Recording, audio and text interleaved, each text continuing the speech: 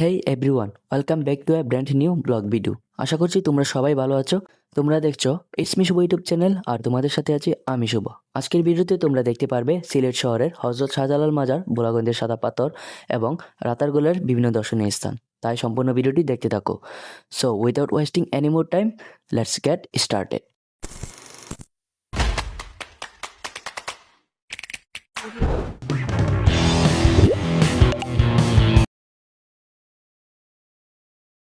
আমাদের ভ্রমণ শুরু হয় আজমপুর রেল স্টেশন থেকে।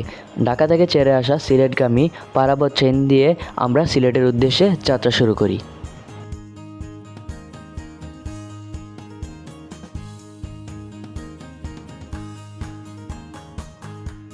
ট্রেন জার্নি সত্যিই অসাধারণ।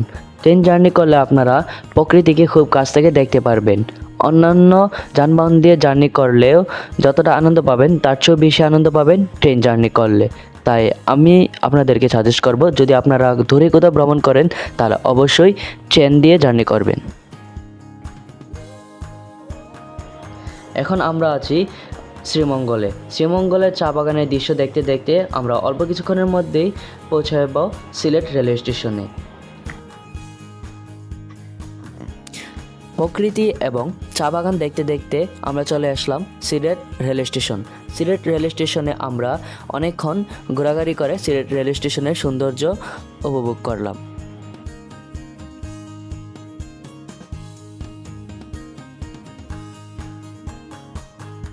কিছুক্ষণ সিলেট রেল স্টেশন ঘোরার পর আমরা স্টেশন থেকে বের হয়ে গেলাম। বের হয়ে আমরা সিএনজি রিজার্ভ করে সিলেট শহরে চলে গেলাম। সেখানে আমরা একটি হোটেল নিব। যেহেতু আমরা 2 দিনের ট্রিপে এসেছি, তাই রাতে থাকার জন্য আমরা একটি হোটেল নিলাম।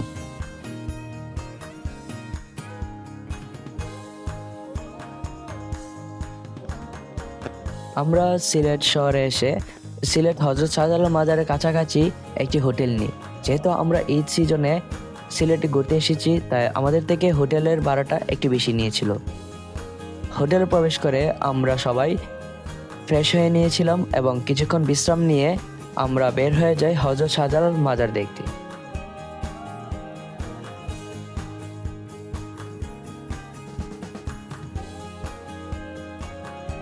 আমরা প্রায় অনেক সময় ধরে হজরত শাহজালাল মাজার ঘুরে দেখতে থাকি। মাজার ঘোরা শেষ হলে আমরা হজরত শাহজালাল মাজার জিয়ারত করে হজরত শাহপরান মাজারের উদ্দেশ্যে রওনা করি। এখন আমরা হজরত শাহপরান মাজারে আছি। যেহেতু মাজারের ভিতরে ভিডিও করা নিষেধ, তাই আমরা সম্পূর্ণ ভিডিও করতে পারি নাই। তাই বাইরে থেকে আপনাদেরকে কিছু দৃশ্য দেখানোর চেষ্টা করলাম। মাজার জিয়ারত শেষে আমরা সবাই রাতের খাওয়া শেষ করি। খাওয়া দাওয়া শেষে আমরা আমাদের হোটেলে ফিরে আসি। সারাদিন জার্নি করার কারণে যেহেতু আমরা ক্লান্ত ছিলাম, তাই আমরা হোটেলে ফিরে এসে যার যার মতো ঘুমিয়ে পড়ি। কেননা সকালে ভোরে ঘুম থেকে উঠতে হবে আমাদের মেইন দর্শনীয় স্থানগুলো ঘোরার জন্য। এখন আমরা যাচ্ছি হজরত শাহজালাল মাজারে। যেহেতু আমরা সিএনজি রিজার্ভ করব আর আমাদের হোটেলও মাজারের কাছে, তাই মাজারের কাছ থেকে সিএনজি অ্যাভেলেবেল পাওয়া যায়। তাই আমরা সিএনজি রিজার্ভ করার জন্য মাজারের দিকে চলে গেলাম।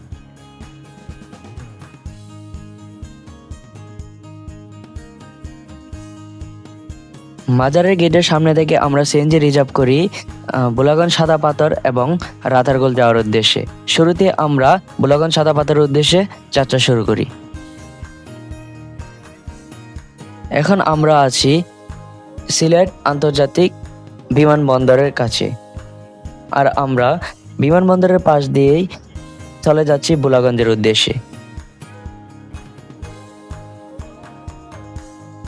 পথের সৌন্দর্য দেখতে দেখতে প্রায় 2 ঘন্টারও বেশি সময় পর আমরা চলে এলাম বোলাগঞ্জ থেকে আমরা সিএনজি থেকে নেমে চলে যাই বোলাগঞ্জের গুরুত্বপূর্ণ স্পটগুলো দেখার জন্য। এখানে আসার পর আপনারা উপরে ব্যানারে দেখতে পারবেন কোন দিক দিয়ে আপনাদেরকে নৌকা ভাড়া করতে হবে। তাই আমরা চলে গেলাম নৌকা ভাড়া করতে। এখন যে জায়গাটি আপনারা দেখতে পাচ্ছেন, এখান থেকেই নৌকা ভাড়া করতে হয়। একটি নৌকায় সর্বোচ্চ 8 জন যাত্রী যাইতে পারবে এবং নৌকা ভাড়া 800 টাকা। এক্ষেত্রে আপনারা যদি 8 জন হন তাহলে আপনাদের জনপ্রতি 100 টাকা করে নৌকা ভাড়া পড়বে। তাই আমরা একটি নৌকা ভাড়া নিয়ে চলে গেলাম সাদা পাথর দেখার উদ্দেশ্যে।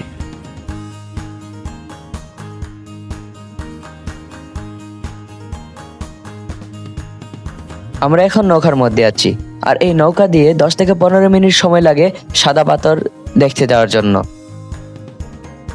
যতক্ষণ আমরা সাদা পাথরের কাছে পৌঁছাচ্ছি ততক্ষণ আপনারা প্রাকৃতিক দৃশ্যটা দেখতে থাকুন।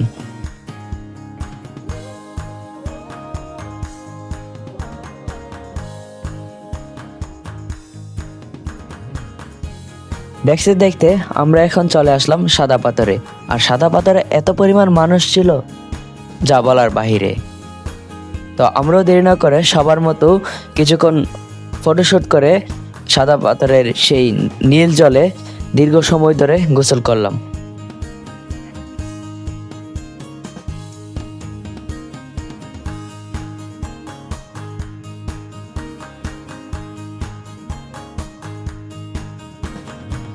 দীর্ঘ সময় আমরা সাদা পাথরে গোসল করলাম।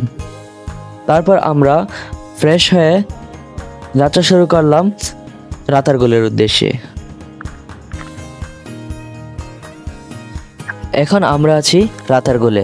রাতারগুলে আমরা 6 জন 900 টাকা নৌকা ভাড়া করে রাতারগুলের সৌন্দর্য উপভোগ করতে বের হয়ে যাই।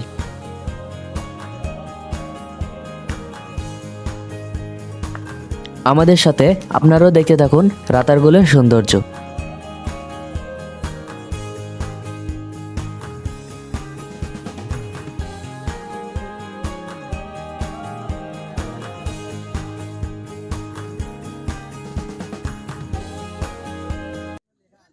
দুপুরবেলা সখী আসবে কি নদীর ঘাটে রে। যদি আপনারা অন সিজনে আসেন তাহলে রাতারগুলে প্রচুর পরিমাণ পানি থাকে এবং রাতারগুলের একটু ভিতরে গেলে আপনারা সুন্দরবনের ফিল পেতে পারবেন। যেহেতু আমরা অফ সিজনে গিয়েছিলাম তাই আমরা তেমন ফিল পাইনি। যে জায়গাগুলোতে পানি থাকলে সবথেকে বেশি সুন্দর লাগে সেই জায়গাগুলোতে পানি ছিল না, তাই আমরা সেই জায়গাগুলোকে হেঁটে হেঁটে বেরিয়েছিলাম। ভিডিওর শেষ দিকে আপনারা এই দৃশ্যটাও দেখতে পারবেন।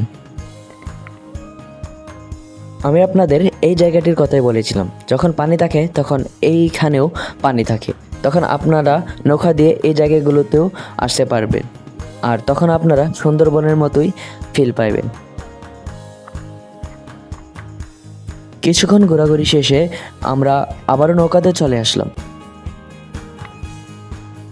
নৌকা দিয়ে আমরা নৌকা ঘাটে চলে আসি এবং আমরা সিলেট শহরের উদ্দেশ্যে যাত্রা শুরু করি।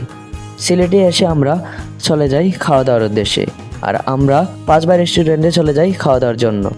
যদি আপনার কাছে সময় থাকে তাহলে অবশ্যই এই 5 বাই রেস্টুরেন্টে আসবেন। এই 5 বাই রেস্টুরেন্টে অন্যান্য রেস্টুরেন্টের তুলনায় মোটামুটি অনেক ভালো খাবার পাওয়া যায়। আমাদের আজকের ভিডিওটা এখানেই শেষ করলাম।